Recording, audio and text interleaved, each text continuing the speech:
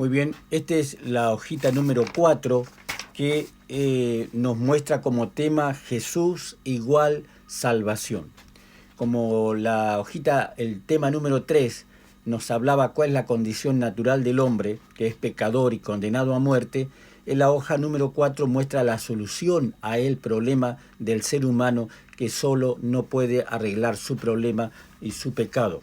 Entonces, la primera pregunta que trae este tema número 4, que trae 9 preguntas, son bastantes, así que voy a tratar de hacerlas cortas, rápido, bastante concisa, para que en este audio, en estos 10 minutos, pueda entrar todas las respuestas.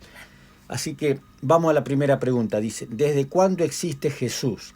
Entonces, en 1 de Juan 1 y 2 muestra que Jesús, el verbo, la palabra de Dios, existe desde siempre porque estaba con Dios, es decir, con el Padre, pero la Biblia muestra que también Él es Dios. Y en Miqueas 5:2 dice que el Mesías que iba a nacer en Belén eran sus días desde la eternidad. Es decir, la Biblia muestra que el Señor Jesús es Dios como el Padre, como el Espíritu Santo, por lo tanto son eternos. Y puntualmente, hablando de la persona del Señor Jesús, la Biblia presenta que también Él es desde siempre.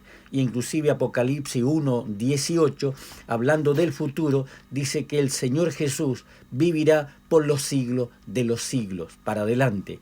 Y Miqueas 5:2 dice que sus días son desde la eternidad. Y lo eterno, amigos, no tiene principio ni tiene fin. Segunda pregunta, ¿qué hizo Jesús a favor del ser humano? Y bueno, allí en Hechos 10:38 dice que Jesús anduvo haciendo bienes y sanando a todos los seres humanos, hablando de su vida terrenal, de sus 33 años y medio y puntualmente sus 3 años y medio de ministerio. En Mateo 20:28 allí también muestra que Jesús hizo todo tipo de bienes y sanó a todo tipo de enfermos. Finalmente, en Isaías 53, del 3 al 7, la Biblia allí nos dice que el Señor Jesús vino a ocupar el lugar del hombre, vino como el Cordero de Dios, vino a morir por los pecados de la humanidad. Lo que dice toda la Biblia, pero acá registra el estudio solamente Isaías 53, del 3 al 7, donde dice que Él fue molido por nuestros pecados, y por sus llagas fuimos nosotros sanados, y Él como un cordero sufrió la muerte. Esa figura del cordero, desde Adán y Eva hasta Cristo, hay 4000 años donde todos los días se sacrificaba un cordero, y que finalmente una vez al año, como dice Levítico 16, se sacrificaba un macho cabrío como símbolo de la ley ceremonial del antiguo pacto, de que a través de la sangre de ese sacrificio había perdón de pecado. Pero todo este corderito del Antiguo Testamento era un símbolo de la futura venida del Mesías a morir por la humanidad. La tercera pregunta dice, ¿cuál fue la principal misión de Jesús? Es decir, Jesús, cómo Él describió su vida, su obra. Y la respuesta está en el libro de Lucas, el Evangelio de Lucas, capítulo 19, verso 10. Allí el Señor Jesús dice, yo he venido a este mundo a buscar y a salvar lo que se había perdido. ¿Vieron cómo leímos Génesis 3 en el estudio anterior? Que entró el pecado en el mundo y que por lo tanto el ser humano, a través de Cristo, de la simiente de la mujer, como dice Génesis 3:15, allí está la primera profecía donde la Biblia enseña de que iba a venir un Mesías, un Salvador a este mundo a ocupar el lugar del pecador. Por lo tanto, Cristo dijo, la respuesta número 13 es que Él vino a buscar y a salvar lo que se había perdido. Esa es la respuesta. La pregunta número 4 dice, ¿qué promesa hizo Jesús antes de regresar a esta tierra? Bueno, cuando Cristo, antes de irse al cielo, allí en el capítulo 14 de San Juan, registra del 1 al 3 que el Señor dijo, yo me voy a ir al cielo ahora. Y hace 2000 años que se fue. Pero Él antes de irse aseguró lo que dice allí en San Juan 14:2. Volveré. Es decir, lo que Cristo prometió para solucionar el problema del pecado para toda la humanidad es que Él va a venir a esta tierra a buscar a los que se han preparado, a los que han aceptado a Él como Salvador. Así que esto, amigo, es una de las cosas más importantes que hay en toda la Biblia.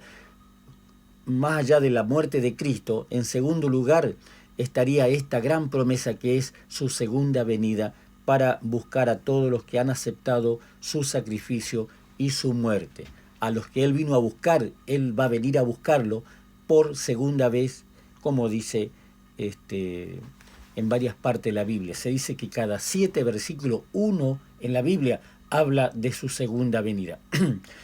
Pregunta número 5. ¿Por qué Dios el Padre envió a su Hijo a este mundo? ¿Por qué el Padre envió a su Hijo a este mundo a rescatarlo? Y allí el estudio nos lleva a Juan 3:16. La razón que la Biblia da es que Dios es amor. Como dice primera de Juan 4:8, ¿vieron? El que no ama, dice, no conoce a Dios porque Dios es amor. Bueno, acá Juan 3:16 lo mismo. Dice que de tal manera, es decir, una forma inexplicable, de una dimensión imposible para nosotros los seres humanos, dimensionar el amor de Dios. Allí Juan 3:16 dice que de tal manera amó Dios al mundo que dio a su Hijo, para que para que tú y yo, si creemos en Jesús, lo aceptamos como Salvador, podamos recibir el perdón de nuestros pecados, como leímos el estudio número 3, que dice allí en el libro de Miqueas, y también en el libro de Isaías 45, 43, donde dice que Él lleva nuestros pecados al fondo de la mar, como diciendo, Dios da un perdón total y no vuelve a recordarte tu pecado.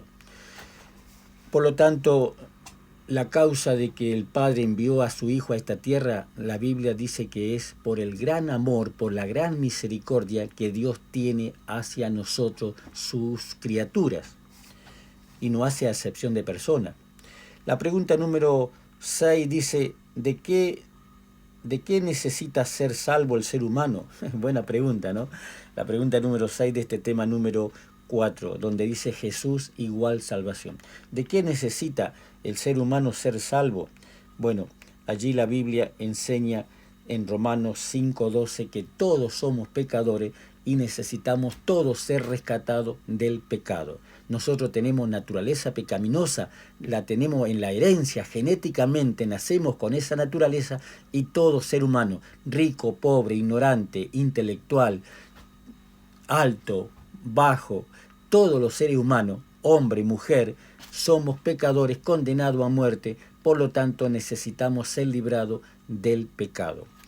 Y la pregunta número 7 dice, ¿qué debes hacer para librarte de la segunda muerte?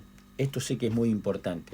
Aunque mucha gente no sabe que la Biblia habla de la primera muerte y de la segunda muerte, la Biblia en Isaías 55:3 dice una cosa muy importante. Dice que tenemos que hacer un pacto con Dios, un pacto eterno. Así como la muerte es eterna, para poder tener vida eterna necesitamos hacer un pacto eterno, es decir, un compromiso con Dios. El Señor ofrece su vida, su sangre, para redimirnos, pero Él espera que tú y yo hagamos una decisión, un pacto, un convenio, un contrato, donde le decimos, Señor, yo te acepto como mi Salvador, decido vivir contigo por la eternidad, y mientras tú vienes en tu segunda venida, yo en esta tierra voy a vivir como un cristiano convertido, como una nueva criatura, como una persona convencida, pero también convertida. Y que eso se logra, como dice segunda de Pedro 1:4, porque Dios, cuando tú te bautizas, recibes el don del Espíritu Santo, no solamente el perdón, no solamente en el bautismo recibes que tu nombre es escrito en el libro de la vida, sino que también recibes el don del Espíritu Santo para que, como dice segunda de Pedro 1:4, tú tengas una nueva naturaleza, y con tu mente, con tu naturaleza espiritual, decidas vivir en obediencia a Dios. Y por último, pregunta número 8 dice, ¿cuánto cuesta nuestra salvación? Y Efesios 2:8 dice que es por gracia. Y la última pregunta dice, ¿cuál es la nueva actitud de Dios? Es la de darnos el perdón y que no desperdiciemos esta oportunidad.